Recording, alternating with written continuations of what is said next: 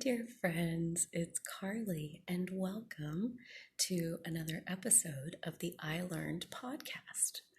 Welcome, welcome, welcome. Let's all settle into this latest episode and this energetic space that we show up to share this together.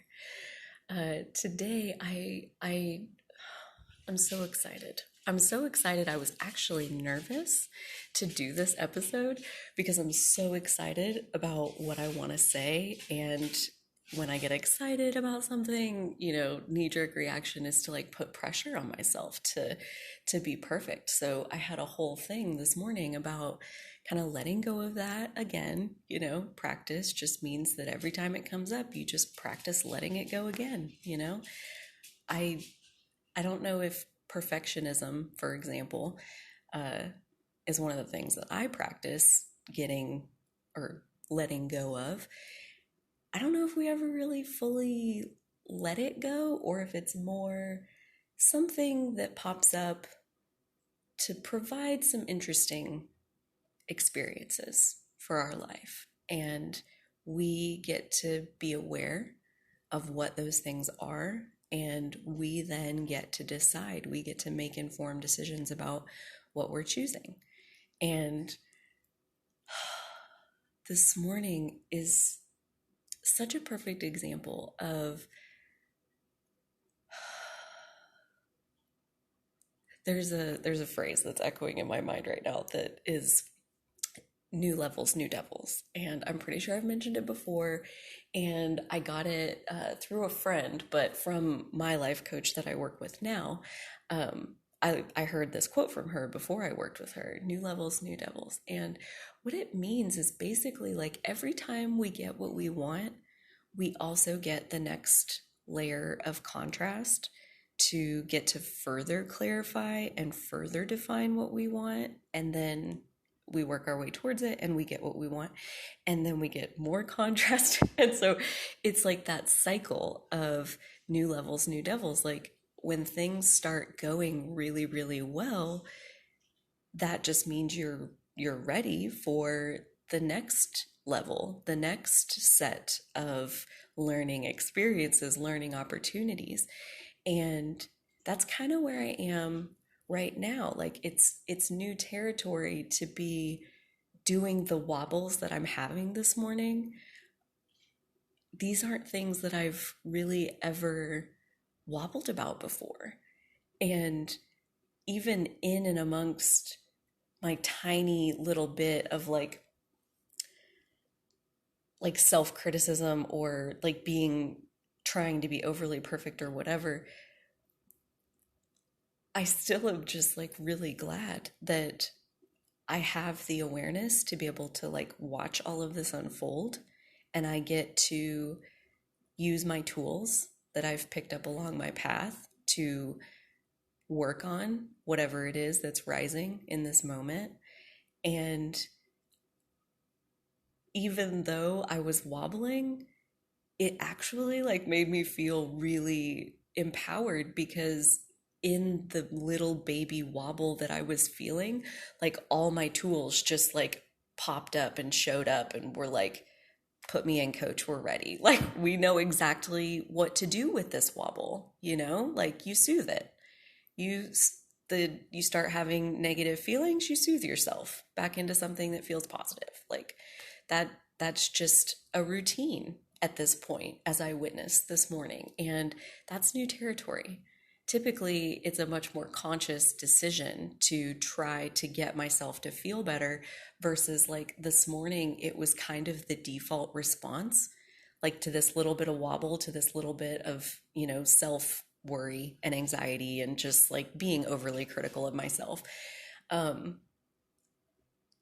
of my tools, all of my self-love, all of my self-compassion, all of my I'm learning as I go self-talk, it just showed right up. And it was right there to soothe me and comfort me and hold me in that moment of fear and worry that I'm not doing good enough. And watching myself show up for myself like that, so readily, so Johnny on the spot. Oh my goodness. Like I said, I mean, yes, it started with a little bit of a wobble, but to watch how I soothed myself through it, it was actually a joy. It was a joy to get to feel that anxiety so that I could experience what was on the other side of that, which was me tending to my own tender emotions, my own inner worries and inner fears and inner anxieties and all of that. Like my inner mother showed up. It was like, oh, no, it's okay. It's okay. Yeah, I can see why you would think that, but no, you're wonderful and Source loves you. And you're part of this bigger picture that's unfolding. And you get to observe and you get to learn. And you don't have to do it like that next time if you don't want to. You get to learn and you get to grow and evolve and keep doing that because you're doing a really good job. And so my inner mother just shows up and tells me these things. And I was like, oh, like literally, like look at me go. Look at me soothe myself. Look at me talk myself off the ledge with this inner mother voice that sounds basically like the voice I have right now. Like I treated myself like that. And as far as accomplishments go, it just doesn't get any better than just like being really, really nice to yourself. It's such a luxury that so few people take advantage of. And I'm here to tell you, it's like you can't even imagine how abundant it feels. Like abundance of self-love is the abundance that we seek in this life. I am sure of it. I am speaking wholeheartedly for myself. Others obviously are living whatever their souls came forward to live. I know for me, bottomless self-love, that is my soul's purpose. And through that effort, I am led to lots of things like this podcast and like lots of other creations that flow out of me focusing into my soul with the intention of loving it, and ideas and projects and things come through that I feel like I need to do this. And this podcast is a perfect example. Like this act of translating this energy into these episodes, it soothes my soul on this, like it's like a cat purring on my chest is what it feels like. If you've never experienced that, my goodness, like you need to get on that because there's nothing quite like it. Like the cat purring on your chest, the weight of the cat and the purr and your breath in and out and the chest slowly up and down.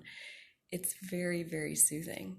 And this whole morning has just been wonderful. And so that's very much the vibe I'm coming from when I sit down to go into this episode. And as I talked about a couple episodes ago, I I work on setting the stage before I press record. I work on getting myself ready to where I feel ready and I feel aligned with the energy stream that I'm wanting to translate. And setting the stage looks like lots of different things. It looks like filling my coffee cup usually twice because I work on it so long that I need to then get more coffee. I go to the bathroom like 4 times. I have a very nervous bladder. So like no matter how often I go, still when I go to press record, I have to go again. Um, I light a candle sometimes. I clean my glasses. I set the stage. I get myself ready.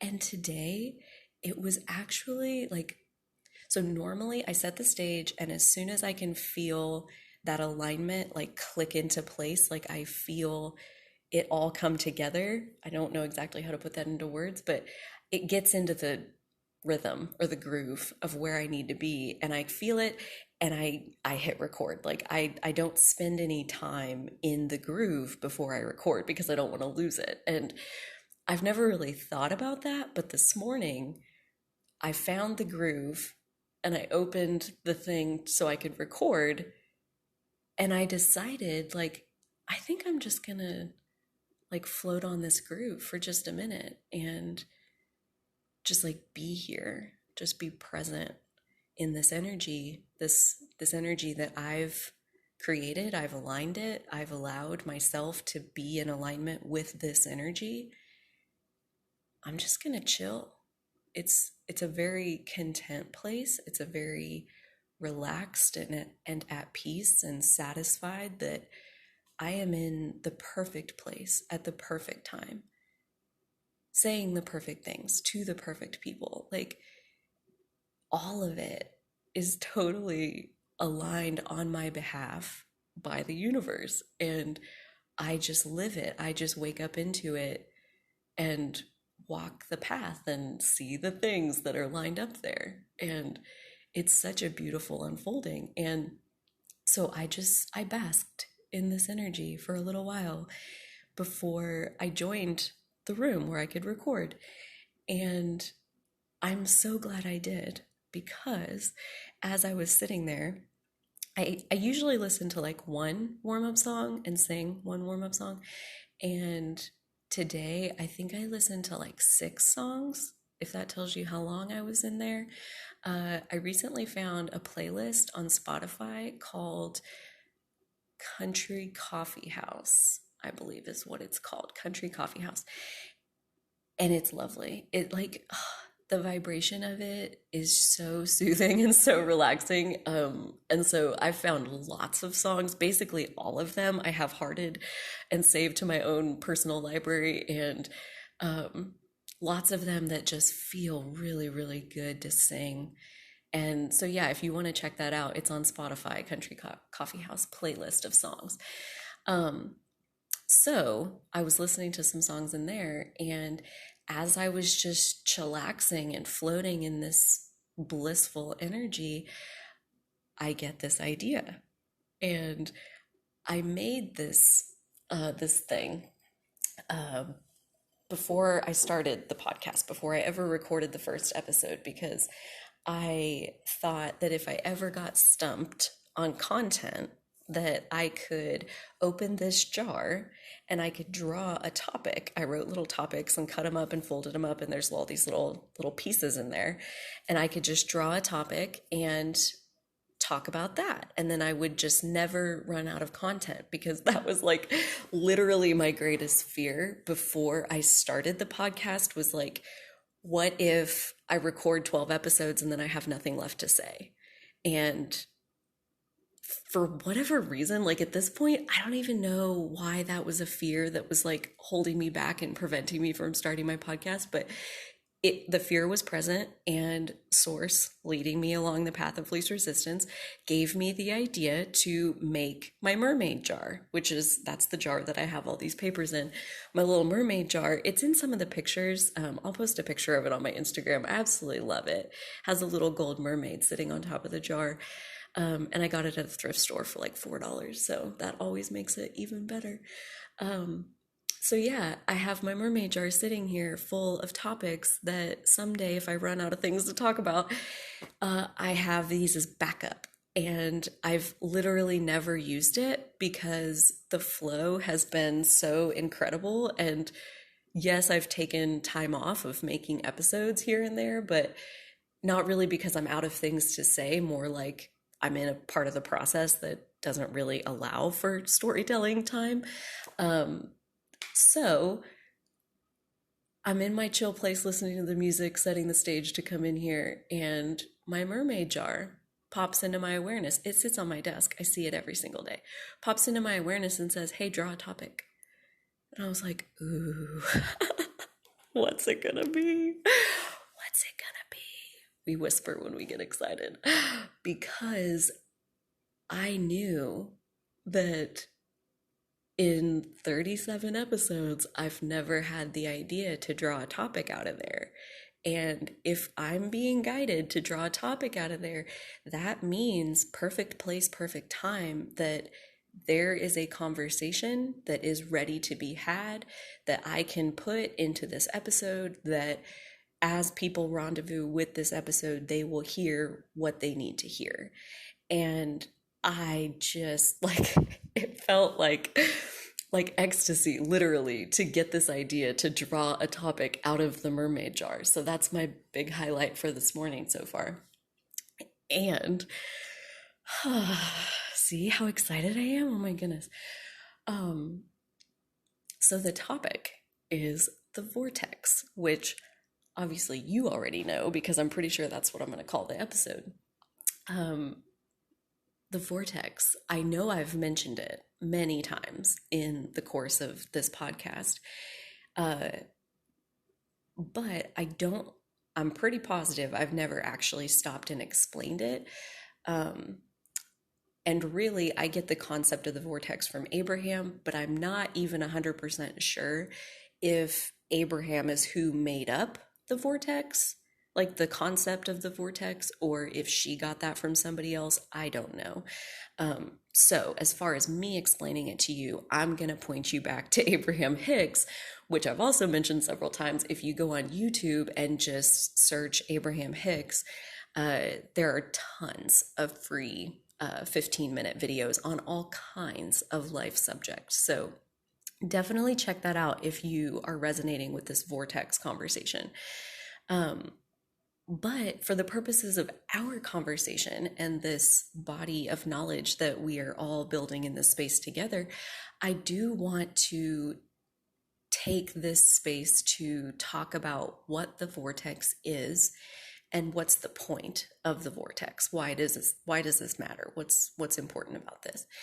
um and again, you feel how excited I am, and that just it brings the pressure back onto myself. So this very much is like a real time experience of me getting to practice loving myself through putting pressure on myself. So trying to work through that energy while I tell you guys this story of the vortex. And with any beautiful, gigantic subject, where on earth do you begin? Let me take a sip of my coffee and ponder this.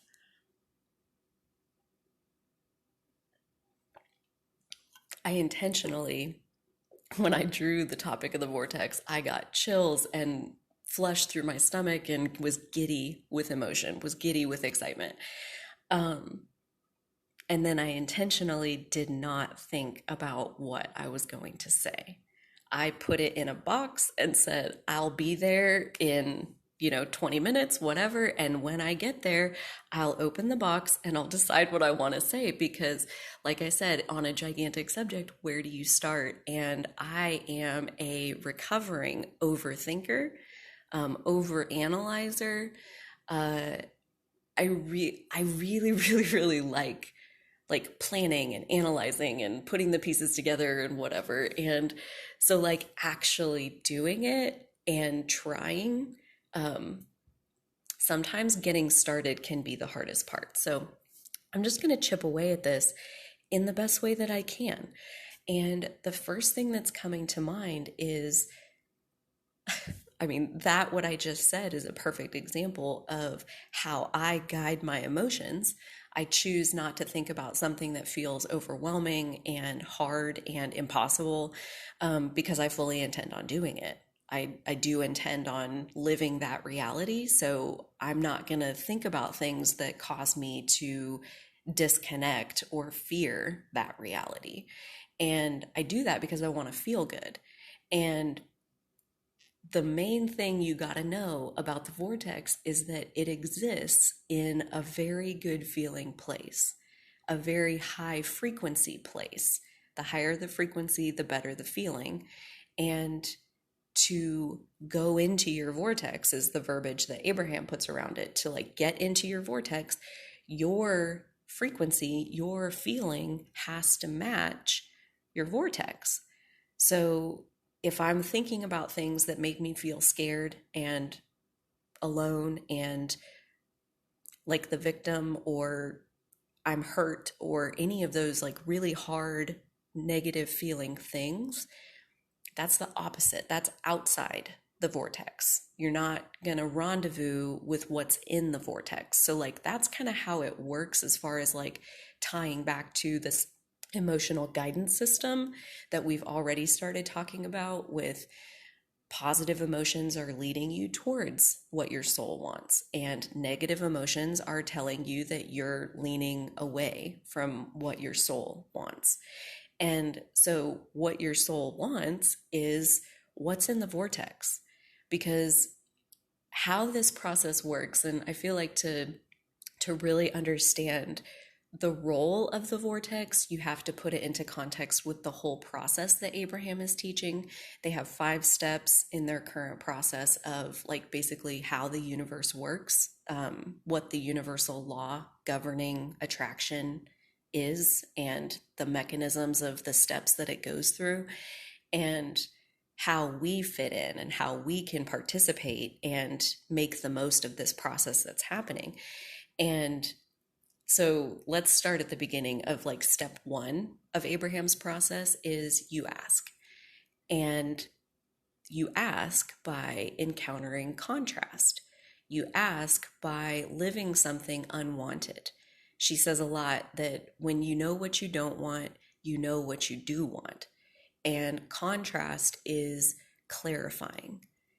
The ultimate purpose of contrast is expansion, because through contrast, through living something that we don't want, we clarify what we do want, and then we're able to more effectively manifest what we do want because now we know what it is. So we're able to make that leap because of the contrast we lived. So it spurs continuous expansion. The basis of our universe, as she says, what creates an eternal universe is contrast, because it will always have us refining and clarifying our desires and what we want. So the first step is that you ask. And she says at that point, you launch a rocket of desire. Your heart, after you learn these vocabulary, these verbiages, these concepts, basically observe and see if you can feel these things happening. Because when she started talking about launching rockets of desire, I'm like, wait, what? Like fireworks? Is that what you're trying? Like bottle rockets? No, not really. After I started listening and then I started observing my energetic, my emotional body, launching a rocket of desire, it comes out of your heart space and the bottom of your gut. Typically, it feels bad, and the worse it feels, the more powerfully negative the emotion is, the more powerful the rocket of desire that you launch is. It's correlated. So if it's just a baby negative emotion, like, that was annoying, then it's just a baby rocket of desire. And those rockets of desire, they're not just launched out into the universe, out into the ethers and never to be seen again. They're launched into your vortex. So the vortex is like a basket, and you are throwing these rockets of desires over into this basket. And eventually, not too long after you're born, your basket is upgraded into like a bathtub. And then the bathtub gets upgraded into like a shipping container, and the shipping container gets upgraded into a like football stadium, and on and on and on. And that's your vortex, because those are the desires that you've launched. That's the contrast that you've lived and the clarity that contrast has helped you to come to. And every single contrasting moment, you launch new desire into that vortex, and the vortex collects it all. It has it all. And the thing about it is that step 2 in her process happens immediately. And step 2 is source answers. So you ask in step 1, you launch your rocket of desire.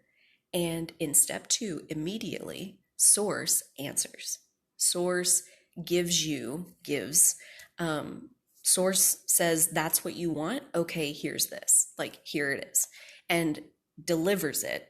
The desire has been fulfilled inside the vortex. So inside the vortex, it isn't just a big pile of desires of things that you wish would happen. It is the full, finished, manifested version of what you want exists inside your vortex. Whoa. like for real? And she also kind of talks about it like it's an escrow account. And if you've ever like had a mortgage, escrow to me was really difficult to understand, but basically like It's set aside. It's set aside for you. It's there for you, and it's it's there. It's accessible. It has resources in it because you put the resources in it. It's just like another account. And in this vibrational escrow account, um, everything that you've ever launched a rocket of desire about, it exists inside the vortex. So she gives lots of examples of, like, when someone's rude to you, you launch a rocket of desire that you want people to be nicer. When you're rude to someone, you may launch a rocket of desire that you want to be nicer. When your relationship is rocky and having issues, you launch rockets of desire that you want a smooth relationship where the connection flows easily between you. You launch rockets of desire at everything that you go through, and Source has given its part, its creation, like, it all exists inside the vortex. And step 3 then is getting it into your reality. So, great, sign me up. What do I got to do? Well, you have to match the frequency of your vortex. And we already established the vortex exists in a very good feeling place, in a very high frequency place. That's where the vortex is. And if we are living, which is, this is where I was coming to Abraham from, I was living a life where I felt disempowered, I felt lost, I felt helpless, felt a little bit hopeless. Those things hurt and they ache, and they are a very low, dense frequency of emotion, almost suffocating type density of emotion. And that is not a place where we can manifest what's in our vortex.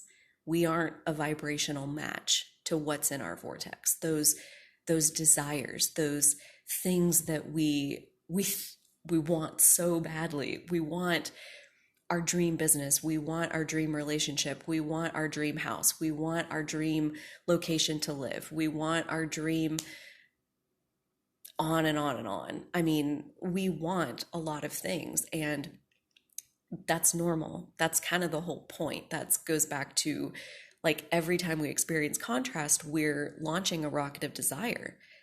We knew it would work that way. We knew that this physical world is contrasting. That's the whole point, is that there's diversity. There's a whole buffet of things that you can bump into. And we knew that it would function that way. And so we use that to launch those rockets of desire to continue to expand this eternal universe and keep it eternal. We, as souls in non-physical, we love the contrast. It's the best part, because that's how the creation happens. That's how the expansion happens. The clarity happens. All of it is born through the contrast. So step 3, as far as, like, okay, so I got to match the frequency in my vortex. How do I do that? Well, basically you get happy. And this is where Abraham's like, oh yeah, it's a horrible price to pay to get what's in your vortex, because you got to be happy. Well, like, it's really not a bad way to live, no matter what. And if you can, this is where I think, obviously, I was brought to Abraham by Source. And right before I found Abraham, I had the realization that, like, I'm done living this way. I want a happy life. I will do whatever I need to do for a happy life. So that was very much like where my soul was pointed. And then here's Abraham saying that if you, like, will get happy, everything in your vortex will manifest into your physical reality all around you. That it won't have a choice, because your frequency matches the frequency of the vortex, and it manifests. Like, what's manifesting in your life matches your frequency. So there's, like, okay, well, here's this teacher telling me that not only, like, she can teach me how to do exactly what I want to do, but also that that's going to get me everything I want. I'm like, yeah, okay, I'll believe that when I see it. For right now, I just really want to be happy. I just really want to feel better. And so that's where, listening to her content every morning and making gratitude lists and all of that started. Um, and it starts small, like those early days, I would do my morning process and go to work, and it would still suck. And my relationship is still in the crapper. And, the early days were the same. My life is the same. Um, but, I've given you this timeline in bits and pieces. 5 months after I found Abraham and I started practicing raising my frequency, 5 months later, that's when I left my job at ISN because I could feel that my business, which I knew was in my vortex because I had launched entrepreneurship rockets my whole life. And so I had created this business in the vortex, and I was now understanding that it was in there. And as soon as my frequency was ready, the business would manifest. And I could feel that the business was ready and that I was ready, and that if I would raise my frequency just a little bit more, it's right there. And so I had the confidence to quit my job without having a plan of what I was going to do next, because I could feel that it was ready to manifest around me. And it did, 5 months later. And that's when Cecil K's, my grocery store, came into fruition. And those 5 months between quitting my job and Cecil K's manifesting, it really, really was a matter of my full-time focus was raising my frequency, was getting my frequency to where it matched my vortex. And that just means get happy. And when you're happy, get happier. And when you're really, really happy, get blissful. And when you're blissful, see if you can reach for this thing that I call sizzling bliss. And above that, I believe, is like some kind of ecstasy, zened out state. I don't know. I'm excited to see what's next. I would say sizzling bliss is about as high as I've ever gotten. But it's up there. There's no top end to how good we can feel. So during that 5 months after I left my job, my full-time focus was tuning my energy, raising my frequency, because I was going to match my vortex. And then here comes my business. That business, that's the beautiful thing about what's going on in the vortex. Uh, Abraham says that it's like baking a cake. Like when we put the things into the vortex, we put sugar and cocoa powder and on and eggs and milk and oil, and we put all of the ingredients in the vortex. But source and the universe and the greater good, mass consciousness, the fact that we are all interconnected, the highest good that can unfold for this entire universe, does its thing and bakes all of your ingredients together in a way that has you playing at the highest levels with everyone else and what's going on in everyone else's vortex.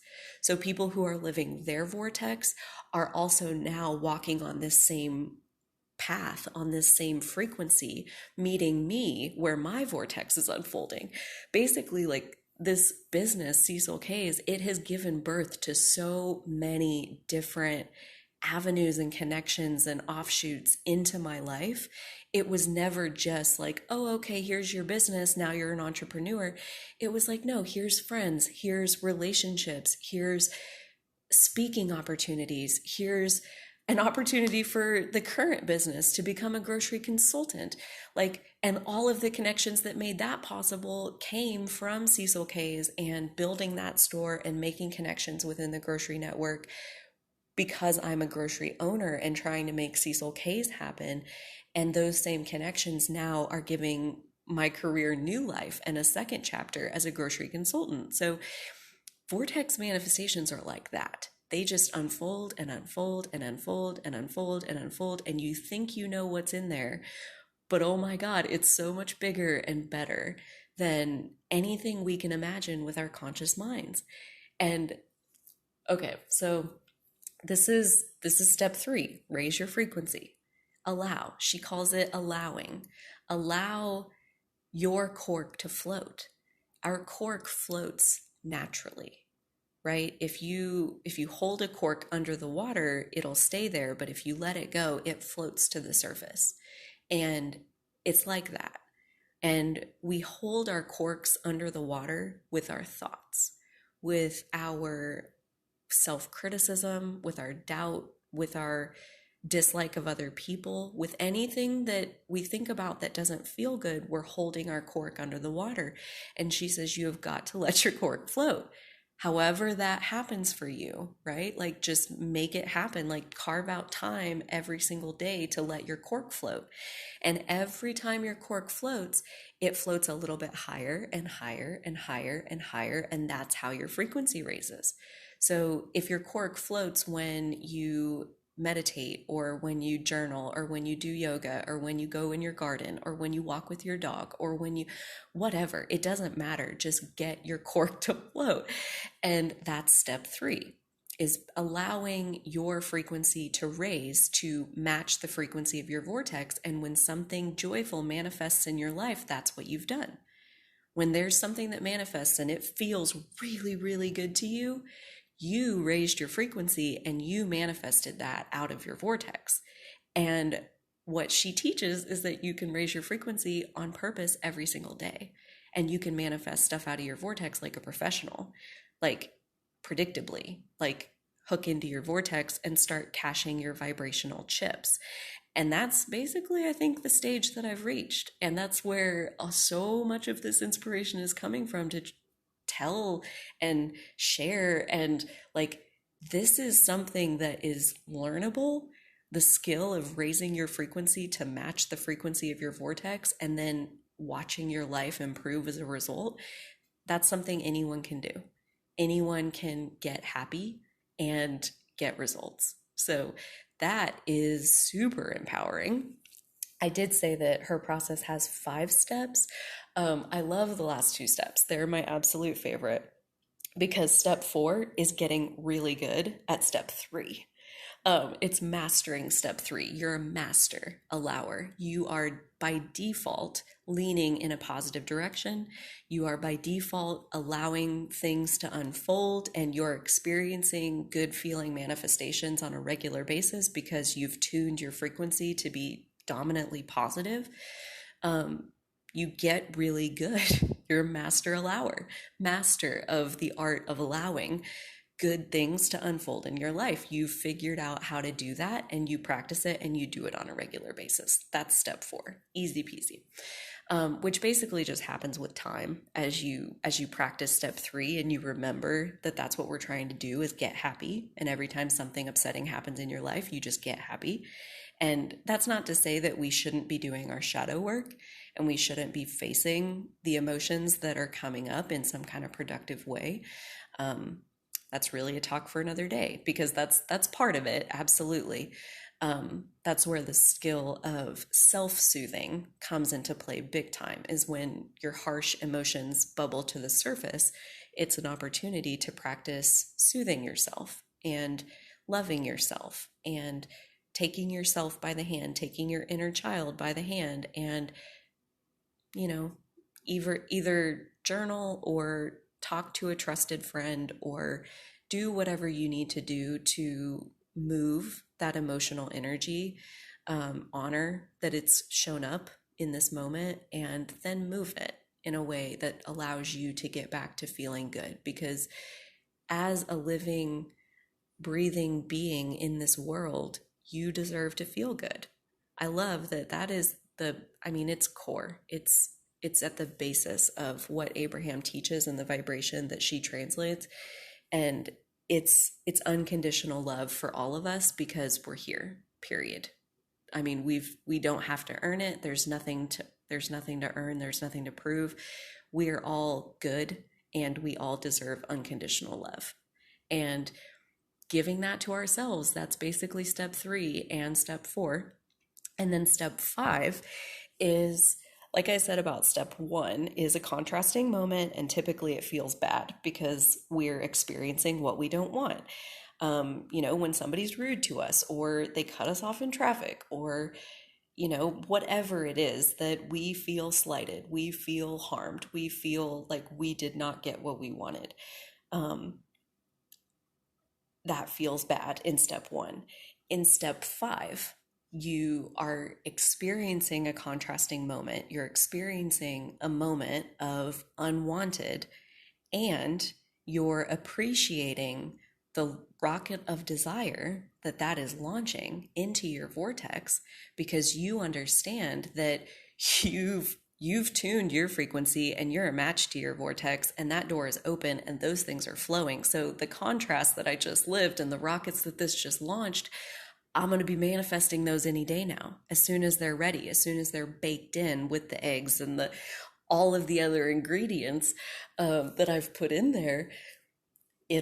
That cake will be delivered in my experience, like, I understand how it works. And so step 5 is, you're not beating up on yourself when you're in contrast, when you're living something that doesn't feel good, that this result, this outcome, this experience, I don't like this. It's hurting me. It sucks. I didn't want it to work out this way.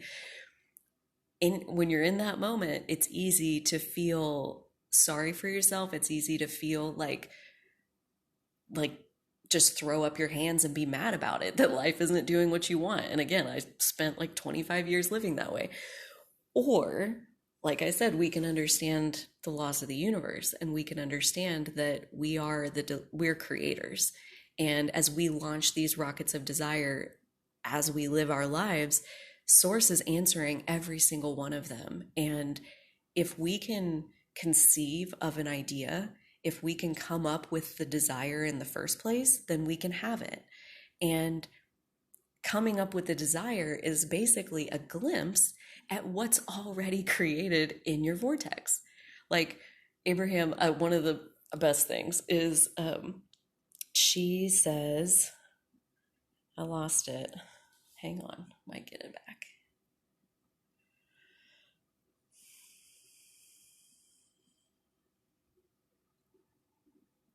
Oh, yeah. So she says, like, by the time you can conceive of the idea of it, it's basically already created in the vortex. Like, so often we get the idea for something and we think, okay, now I can start creating it. And it's like, that's not really how it works, because we're usually the least cooperative component in the whole universe to our own desires because of the resistance that we carry. That was really good. Oh gosh, I'm gonna love listening back to this episode. Um, keep bouncing around.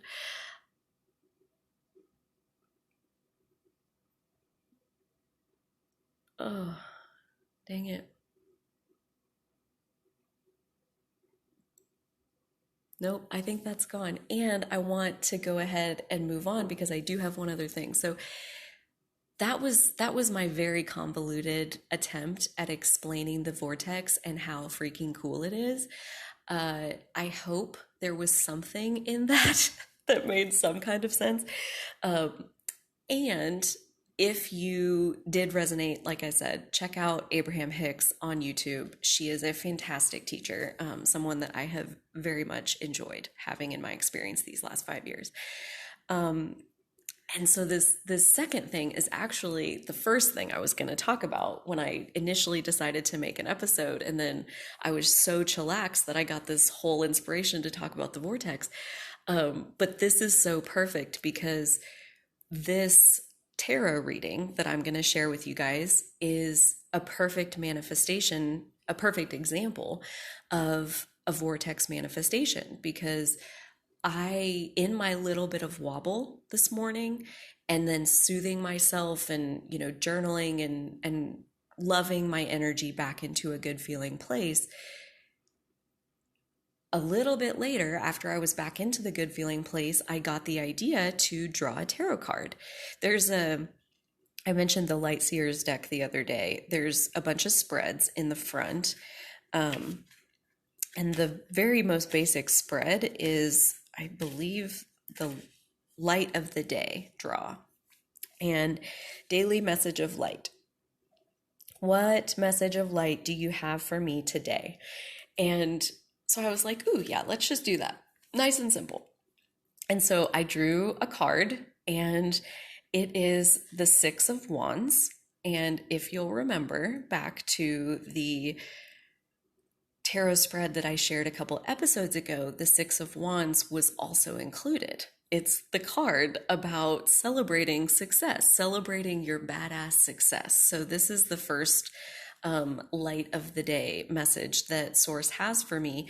And I want to read the whole Light Seer's description of all three of these cards to you guys because gosh, like I'm having stomach rush just thinking back to how good this spread felt as it evolved because I basically I drew the one card and it felt so good and I sat with that good feeling for a while and I really took my time going through the description and just was really milking it, and then I got this like really subtle pull that like draw one more card, add to this message of light for this day.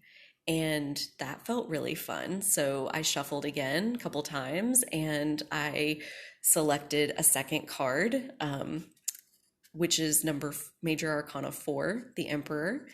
And same thing, sat with that for a while, really soaking it up. And I was almost about to come in here when it came again that like, there's a third card. Go ahead and pull a third card. There's one more that I want to add to this message. That's like the pointed at me message that I'm being told. And so I drew a third card, which is Major Arcana 2, the High Priestess. So I am now going to read you these three cards out of the Light Seer's Tarot because not only did I manifest this particular tarot reading out of my vortex and it feels so freaking good, I believe that if you are listening to this episode, if you've made it 46.5 minutes and you're listening, you have absolutely manifested this reading out of your vortex. So please soak it up. Soak it up as your own. I give it to you, my gift to you. It is absolutely delicious. So and I'll go ahead and post a picture of this spread on my Instagram as well. And again, you can do any of these spreads with any tarot deck, but the Light Seers, it's going to be hard for somebody to beat this deck as far as my favorite. So anywho, without further ado, the keywords of the Six of Wands are badass success, leadership, accomplishments, being seen, becoming an influencer, victory, optimism, and inspiring others. Relish the sweetness of this victory. Something that you've been working toward is finally coming to a successful fruition, and it's time to celebrate your wins, beautiful seer. Gift yourself permission to bask in the warm glow of accomplishment and allow the supportive community around you to witness and appreciate the progress you've made. Taking time to see your own radiance is as important as making the next move on your journey. Accepting success will seed more of it. Others will turn to you for wisdom now, so step up and share your brilliance. Remember that no one else in the world has your magic, and that the most important person to impress wholeheartedly is yourself. I am worthy of this success, and I am grateful that I am seen. The Six of Wands is also my light card. This Light Seer's deck has an exercise in the front of it where you pick your light card and your dark card just by going through the imagery. Like you just go through each card in the deck and pick out the one that you feel resonates with you as the highest frequency, and then the one that resonates as the lowest frequency, which to me elicits the most painful response. And the Six of Wands is my light card. So the fact that I've drawn it twice now, I felt so compelled to share this reading with you guys and get to read the whole thing. Last time I just gave you a couple bullet points. So that was the whole Six of Wands. Beautiful card. The second card is Major Arcana 4, the Emperor. The keywords are the divine masculine, authority, power, a natural leader, structure, strategic and analytical thinking, taking action, and promotion. The Emperor's message is one of ambitions met and success found.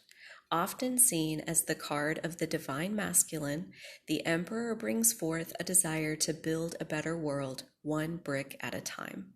Use your mind as well as your heart and rise to power as you lead your own evolution. While becoming your own emperor means infinite possibility for your success, it also means addressing any issues you harbor around authority, control, and willpower. You may need to work your magic within the confines of establishment, but remember that the organizing principles of societies are fluid over time. Remain flexible and keenly aware of your own energetic boundaries and motives. Find opportunities to be of service to others as you build your empire. Step into this fiery energy of success and rise, sweet light seer. Embody confident, compassionate leadership and exercise sovereignty over your own reality. The world is yours. I lead the circumstances in my world with confidence, harmony, and generosity. This one to me speaks to step 4 in Abraham's process and being a masterful allower. Your life is going really, really well if you stop and look at it that way. And it's getting better all the time. So that Emperor card, building a better world, one brick at a time, that deeply resonates with me. And the last card is Major Arcana 2, the High Priestess. The keywords are dreams, powerful visions, psychic insights, serendipity, meditation, introspection, intuition, a spiritual experience. The priestess sits on the edge of this realm and the next, as she draws down meaning and illumination from beyond the veil. Sacred insights and profound wisdom are flowing to you now, and to access them, you must tune in to your intuition and submerge your thoughts into her subconscious realm. The language of the unconscious mind is revealing itself to you now through metaphor, in dreams, or as ancient memories that resurface to be processed. Pay attention to synchronicity, any nagging feelings of being off track, as well as gut feelings that move you in a new direction at this time. The divine whispers that are emanating from your soul hold an important message for you, and the bridge between the enigmatic realm of the priestess and your conscious understanding of the signs will be found through your own quiet introspection. I have the answers I seek, and by following the truth, I will find them. Seriously, you guys, this reading was so powerful. So I'm so glad that I shared it in here and got to relive it and milk it a little bit more by giving it to you guys. Check out the picture. The cards, the Lightseer cards are so beautiful, and the colors and the graphics and everything are absolutely wonderful. I resonate with them so much. It's so important that if you are into tarot, that you find a deck where the artistry and the colors and everything, that they just speak to you. I feel like you build a much stronger connection with your cards, and therefore the messages that Source is sending through those cards. And this morning, Source's message did not disappoint at all, which when it comes to Vortex Manifestations, Source never disappoints. When we manifest something that feels good, and we understand that that is a vortex manifestation, we created that through the life we lived, and then Source filled in all the pieces of it, and then we raised our frequency so that we were a match to that creation that we set in motion. When those things happen around us and we've been practicing raising our vibration, and then we find ourselves in new territory manifesting things that we've never manifested before, that's when you step into being a deliberate creator of your reality. You intentionally raise your frequency higher and higher, and then you watch your manifestations get better and better. And all of that is how you create deliberately. So often I think, people hear deliberate and they think that you have to like really be in control and like be making it happen. And it's kind of the opposite of that because, you know, step one, you created it. Step two, source made it. So step three, there's nothing really left to make. There's nothing left to create. You're just allowing yourself to be a vibrational match with the thing that you want. So deliberate actually requires a very light touch. Being a masterful allower basically means you know how to chill out. You know how to chill out and you know how to let your cork float. And again, these are all things that we can learn. So I thank you once again for listening and for being here and for sharing in this space with me. And I have no doubt I will be back very soon. So until next time, you take good care